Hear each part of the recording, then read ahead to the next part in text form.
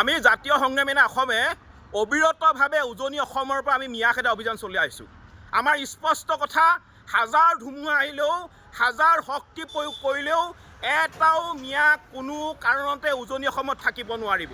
এইখন অসম কেৱল মাত্ৰ আমাৰ অসমীয়াৰ, ইয়াত মিয়াৰ কোনো স্থান নাই। মিয়াই বাংলাদেশত গৈ কাম কৰক, কিন্তু উজনি অসমত বা অসমত কোনো কাৰণতে মিয়াৰ আমি দপদপনি সহ্য নকৰোঁ।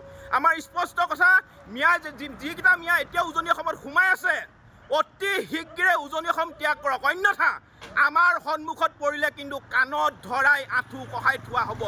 আজি আমি জাতীয় সংগ্ৰামী অসমে শিৱসাগৰ জিলাৰ বিভিন্ন ঠাইত বেনাৰ পোষ্টাৰ আমি লগাইছোঁ আৰু ৰাইজক সজাগ কৰিব বিচাৰিছোঁ। অনাগত দিনত সমগ্ৰ অসমতে বেনাৰ পোষ্টাৰ লগোৱা হ'ব। ৰাইজ সজাগ হওক আৰু প্ৰতিজন খিলঞ্জীয়া অসমীয়া ৰাইজে য'তে মিয়া দেখা পায় তাৰ পৰা কিন্তু খেদিবলৈ আৰম্ভ কৰক। আৰু আমাৰ স্পষ্ট কথা, এটাও মিয়া কোনো কাৰণতে উজনি অসমত থাকিব নোৱাৰিব।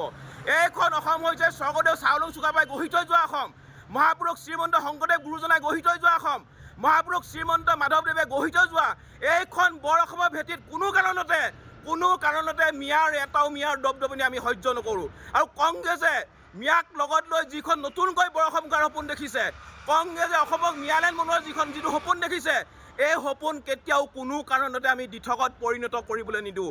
আমাৰ স্পষ্ট কথা, এইখন অসমত কেৱল মাত্ৰ খিলঞ্জীয়া মানুহৰ প্ৰভুত্বৰ আধিপত্য থাকিব লাগিব। ইয়াত মিয়াৰ দপদপনি চলিব নিলে আমি কোনো কাৰণতে নিদিওঁ। আৰু এটাও মিয়া উজনি অসমত থাকিব নোৱাৰিব। মিয়া মুক্ত আমি জাতীয় সংগ্ৰামী অসমে কৰি দেখুৱামেই। আপুনি বিচৰা বাতৰি পাব কেৱল নিউজ 18 এপত। নিউজ 18 এপ ডাউনলোড কৰিবলৈ স্কেন কৰক এই QR কোড।